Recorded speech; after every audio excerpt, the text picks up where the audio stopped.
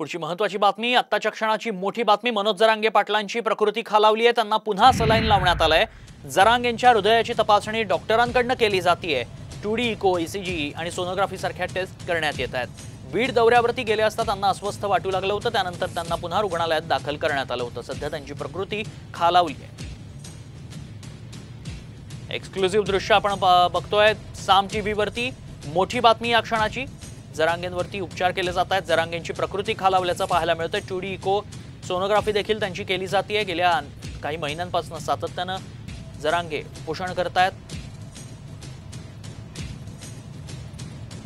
पूर्ण hole body checkup परत एकदा त्यांचं करून घेतलं। त्यामध्ये डिहायड्रेशन सिव्हिअर आहे हे परसिस्टंटली आणखीनही आपल्याला जाणवतं आणि त्यांना आरामाची आणि हॉस्पिटलायझेशन राहण्याची आवश्यकता आणखीनही पुढचे 3-4 दिवस आहे। अनइझीनेस वाटत होतं, थोडंसं टॅकीकार्डिया होतं, त्या कारणाने आपण त्यांचा हृदयाचा इको करून घेतला, पण तो ॲब्सोल्युटली नॉर्मल आहे।